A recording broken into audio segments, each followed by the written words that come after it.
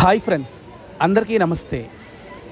మీరందరూ శృంగేరి శారదాపీఠం దర్శనం చేసుకునేటప్పుడు శారదాపీఠంలో ఉన్నటువంటి శారదా అమ్మవారిని, జగద్గురు ఆదిశంకరాచార్యుల వారిని దర్శనం చేసుకుని తిరిగి వెళ్ళిపోతూ ఉంటారు. కానీ ఆదిశంకరాచార్యుల వారు ఈ శృంగేరి రక్షణ కొరకు శృంగేరి చుట్టూ ఉన్న 4 కొండలపైన 4 శక్తులను ఏర్పాటు చేశారని మీలో ఎంతమందికి తెలుసు?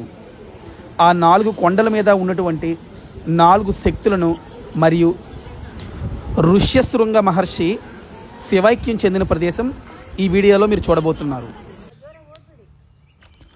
శృంగేరి రక్షణ కొరకు జగద్గురు ఆదిశంకరాచార్యుల వారు శృంగేరికి తూర్పు వైపుగా ఉన్నటువంటి కొండ మీద కాలభైరవ స్వామిని ఏర్పాటు చేశారు.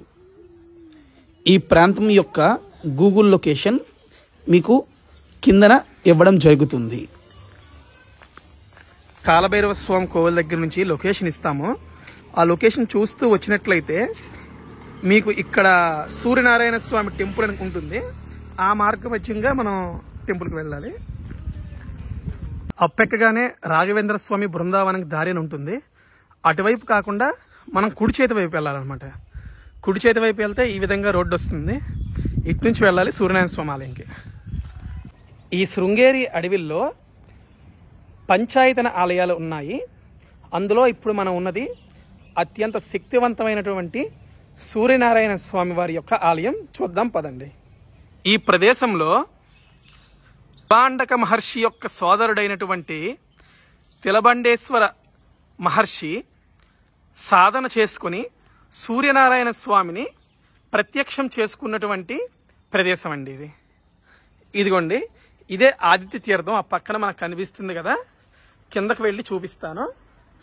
లోపల ప్రస్తుతానికి ఇక్కడ టైమింగ్స్ ఏమిటంటే ఉదయం 7 గంటల నుంచి 9 గంటల వరకే ఆలయం ఓపెనింగ్లో ఉంటుంది.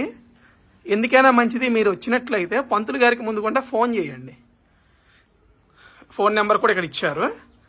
ఇదే ఆలయం, ఇది సూర్యనారాయణ స్వామి ఆలయం. లొకేషన్ మీకు పెడతాను. శృంగేరిని ఉత్తరం వైపు కాపాడే శక్తిని జగద్గురు ఆదిశంకరాచార్యుల వారు ఇక్కడ ఏర్పాటు చేశారు. ఈవిడ కాళికా అమ్మవారు అనమాట. ఇది ఒక గుట్ట మీదే ఉంటుంది, కాకపోతే వెహికల్స్ అన్నీ వస్తాయి. లోపలికి వీడియో పర్మిషన్ లేదు కనుక బయట నుంచే తీస్తున్నాము. ఈ విధంగా ఉంటుంది వెనక్కి రోడ్డు అంతా. లొకేషన్ పెడతాను.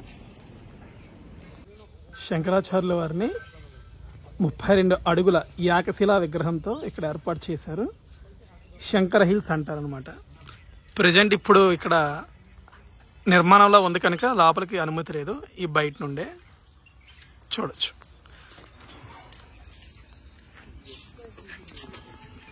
మలహానికేశ్వర ఆలయంలో ఇప్పుడు మనం ఉన్నాము. ఈ ఆలయం ప్రత్యేకత ఏమిటి అంటే విభాండక మహర్షి అతని యొక్క శరీరాన్ని జ్యోతిగా మార్చి మహాదేవునిలో ఐక్యమైపోయిన ప్రదేశమే ఈ ఆలయం. అయితే ఈ ఆలయంలో మరొక ప్రత్యేకత ఏమిటి అంటే ఈ ఆలయంలో 2 ధ్వజస్తంభాలు ఉంటాయి. ఇప్పుడు నా వెనక్కి ఉన్నది కదండి, ఇది ఒకటి ధ్వజస్తంభం. దాని వెనక్కి మరొకటి ఉంది, అదొక ధ్వజస్తంభం. ఎందుకు 2 ఏర్పాటు చేశారు అంటే నా ముందు నా వెనక్కి ఉంది కదండి, ఈ ధ్వజస్తంభం అత్యంత శక్తివంతమైంది. కారణం ఏంటంటే జగద్గురువులు ఒకసారి ఆలయానికి దర్శనానికి వచ్చేటప్పుడు అక్కడ కేవలం ఒక కొమ్ముతో గణపతి యొక్క, ఇక్కడ గణపతి లేరు కదా అని చెప్పి గణపతితో ఇలా ఏర్పాటు చేశారంట. దాని తర్వాత నుంచి ఆ ధ్వజస్తంభం లోపల నుంచి గణపతి రావడం ఏర్పడ్డాయి. అప్పటి నుంచి ఇక్కడ ఇతన్ని స్తంభ గణపతి అని కూడా పిలుస్తారనమాట.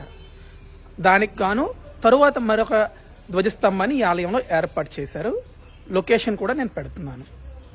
స్తంభ గణపతి, దాని తరువాత మరొక ధ్వజస్తంభం ఉంది, తరువాత మెయిన్ టెంపుల్. అది ప్రస్తుతానికి కట్టడాలు జరుగుతున్నాయి అన్నమాట.